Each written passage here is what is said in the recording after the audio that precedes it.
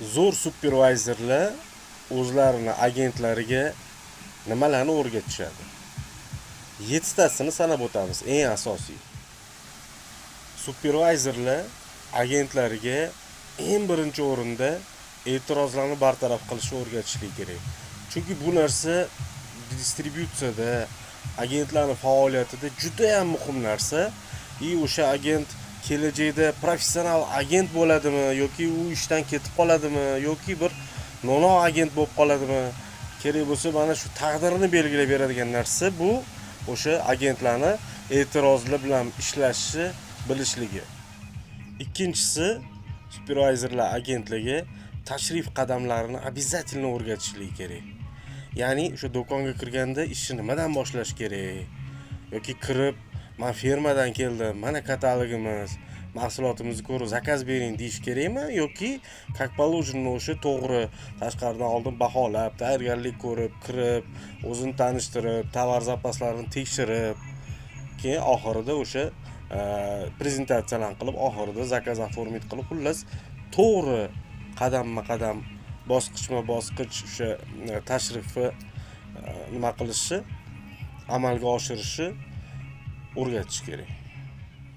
Uchinchisi, ABC analiz qilishni o'rgatish kerak supervizorlar agentlarga. Ya'ni ABC analiz u do'konlarni, ya'ni qaysi do'kon qaysi turga kiradi, masalan, qaysidir do'konlar on trade deyiladi, qaysidir do'konlar off trade deb ataymiz.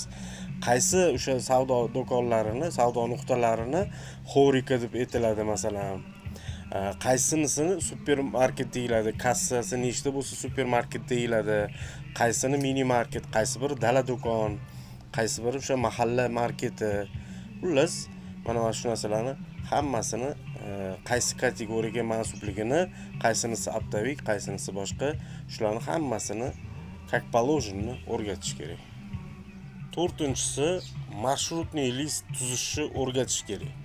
Supervizorlar ko'pincha o'zlari tuzib berishadi, lekin agentga o'rgatgani yaxshi. Kelajakda o'sha rayonni o'zgartirsa, boshqa rotatsiya qilinganda yana o'sha kimdirga yalinib yurmasdan o'zi qila oladigan bo'lish kerak. Territoriyasini o'zi suv qilib ichib olish kerak.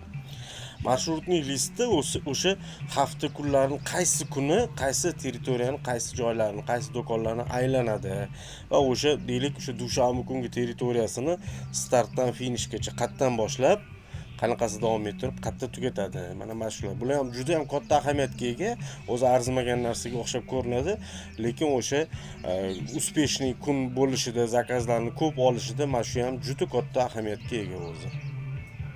Xo'p, beshinchisi, topoviy do'konlarni ajratib olib, ular bilan ishlash strategiyasini обязательно o'rgatishlari kerak. O'sha pravilo Pareto degan qoida bor, 80-20, ya'ni o'sha territoriyadagi 20% top do'konlar 80%, ya'ni ob'yemi asosiy foizini kam sonli do'konlar qilib beradi. 80% do'konlar qolgan o'rtacha mayda-chuyda har xil do'konlar o'sha ob'yemni 20% ni qilib beradi degan bitta shunaqa nima deydi, qoida mavjud. Shunga asoslanib ham o'sha agent yaxshi savdo ob'yemiga chiqish uchun shu top do'konlarini ajratib olishi, ular bilan ishlashni обязательно bilish kerak. Birinchi qadamda nima qilish kerak, ikkinchi qadamda nima qilish kerak, uchinchi qadamda nima qilish kerak, qanaqa qilib o'sha shartnoma tuzish kerak, qanaqa qilib ularni o'sha ko'ngliga yo'l topib shular bilan ishlashni boshlash kerak. Ish davomida ham qanaqa ishlash kerak, mana shularning hammasini doskонально o'rgatishligi shart.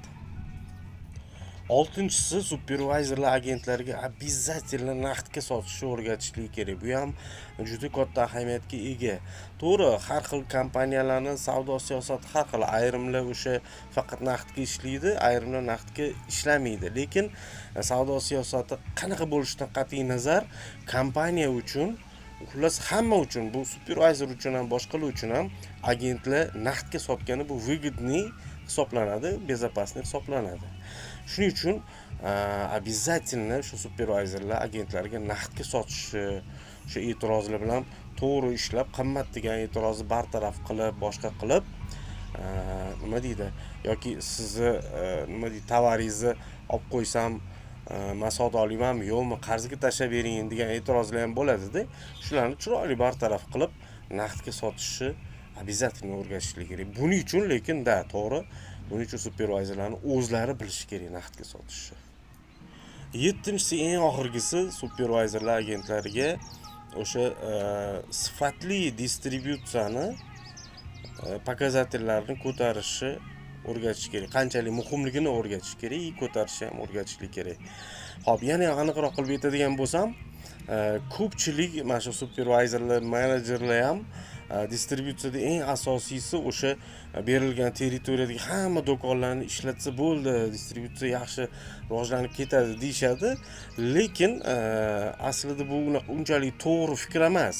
Ko'proq xatoga yaqinroq fikr. Aslida nimani o'rgatishlik kerak? O'sha to'p do'konlar bilan boyga aytganimdek, to'p do'konlarni ajratib olib, o'shalar bilan ishlash, shu ishlab turgan do'konlari bilan sifatli distributsiya o'zi nima degani?